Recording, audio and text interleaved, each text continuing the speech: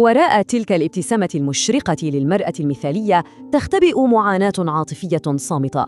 دعونا نكتشف معاً هذه الحقيقة المخفية. قد نتساءل أحياناً لماذا تشعر الكثيرات بحزن عميق رغم امتلاكهن لحياة تبدو وكأنها خالية من العيوب؟ حسناً، السر يكمن في مصطلح الحادكة، وهو ببساطة معيار ثقافي مستحيل يطالب ربة البيت بألا تتعب أبداً. إنه تناقض مرهق فعلاً، واجهة خارجية مثالية تماماً مقابل واقع داخلي مليء بالاستنزاف وتمثيل دور لا ينتهي.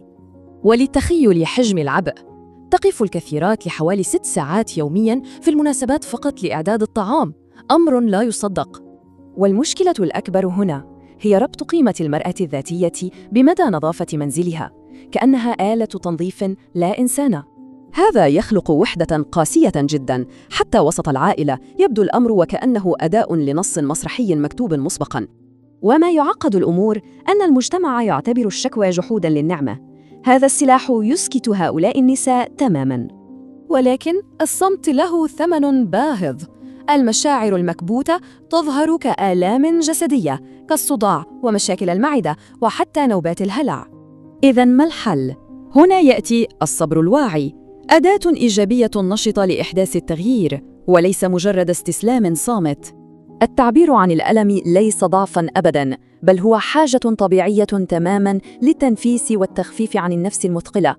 لنتحدث عملياً الآن، كيف يمكن كسر قيود فح المثالية الخانق هذا واستعادة الهوية من جديد؟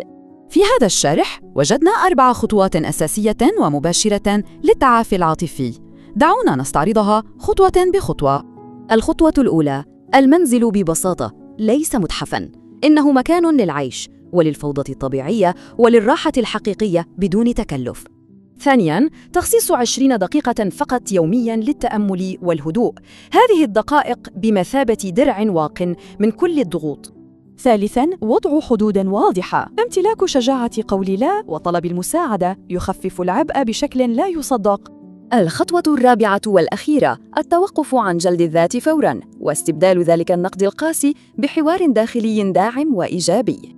يقولون الدار بلا امرأة كالجسد بلا روح، وبالتأكيد هذه الروح تتغذى من السلامة النفسية والداخلية للمرأة. وفي النهاية سؤال يطرح نفسه: هل سيبقى المجتمع يطالب بآلات مثالية أم سيرعى أخيراً تلك الأرواح الحية؟